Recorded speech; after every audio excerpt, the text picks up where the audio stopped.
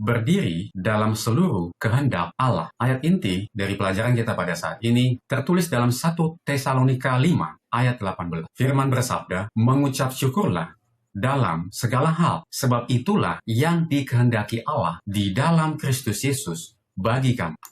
Bagian terakhir dari surat Kolose mengungkapkan jaringan rekan sekerja Paulus yang lebih luas. Kitab Kisah Para Rasul menunjukkan bahwa ia pertama kali bekerja sama dengan Barnabas, kemudian dengan Silas, dan memberikan gambaran umum tentang 3 perjalanan misionarisnya. Bahwa keberhasilan misi Injil bergantung pada kerjasama. Nah, ini menjadi poin penting bagi kita bahwa di dalam gereja pun kerjasama ini apa? Penting. Jangan ada one man show, ya. Orang yang mengambil jalannya sendiri, pengen dia terlihat bekerja sendiri, hasilnya bagus sendiri, tanpa melibatkan atau bekerja sama dengan orang lain. Pada saat ia tidak dapat mengunjungi jemaat secara langsung, dikatakan, ia mengirim surat. Dengan cara ini, orang-orang tahu bahwa ia mengingat mereka dan peduli terhadap mereka. Saudara lihat bahwa tidak hanya secara langsung, kalau dia tidak sempat datang kepada orang itu secara langsung, personal, pribadi kepada mereka, dikatakan ia mengirim surat. Sehingga dengan demikian orang-orang tahu, oh,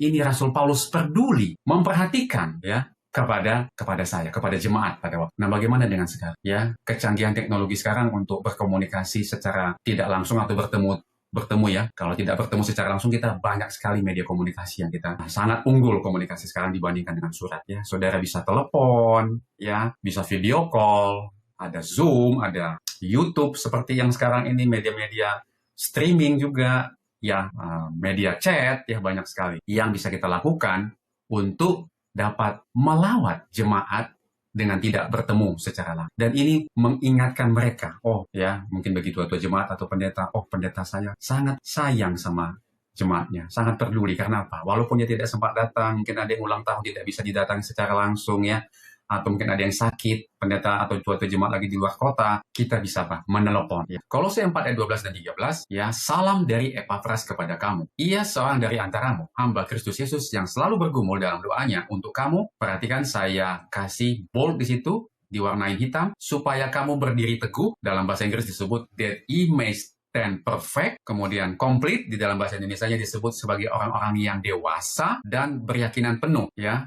Maaf tadi, orang-orang yang dewasa tadi diterjemahkan atau dalam bahasa Inggrisnya adalah perfect, diterjemahkan dengan orang-orang yang dewasa, sebagai orang dewasa, and complete in all the will of God. Di dalam bahasa Indonesia diterjemahkan dan yang berkeyakinan penuh dengan segala yang dikehendaki Allah. Sebab aku dapat memberi kesaksian tentang dia bahwa ia sangat bersusah payah untuk kamu dan untuk mereka yang di Laodikia dan Hierapolis. Jadi di sini ada stand, berdiri teguh, kemudian perfect, yaitu sebagai orang-orang yang dewasa, and complete, yaitu berkeyakinan penuh, dan all the will of God. In all the will of God, dengan segala hal yang dikehendaki Allah. Kasih Lukas kepada Yesus dan kerajaannya dikatakan membuatnya tetap setia mendampingi Paulus sampai apapun yang terjadi. Nah, sedangkan Demas di sini lebih mencintai dunia daripada dunia. Ya, maksudnya Demas lebih mencintai dunia ini daripada dunia akan datang, yaitu kerajaan surga. Ya. Jikalau kamu mengasihi dunia dan apa yang di dalamnya, maka kasih Bapa tidak ada di dalam orang. Demas lebih mencintai dunia ini daripada kerajaan. Karena engkau berkata, aku kaya dan aku telah memperkayakan diriku dan aku tidak kekurangan apa-apa. Dan karena engkau tidak tahu bahwa engkau melarat dan malang, miskin, buta, dan telanjang, maka aku menasihatkan engkau supaya engkau membeli daripadaku emas yang telah dimurnikan dalam api, agar engkau menjadi kaya, dan juga pakaian putih, supaya engkau memakainya, agar jangan kelihatan ketelanjanganmu yang memalukan, dan lagi minyak untuk melumas matamu, supaya engkau dapat melihat. Ya, ini berarti membeli padaku emas, yaitu iman yang telah dimurnikan. Pakaian putih adalah pakaian kebenaran, ya, karakter Yesus, kebenaran Kristus. Kita harus memakainya agar jangan kelihatan ketelanjanganmu, dan supaya kita membeli minyak,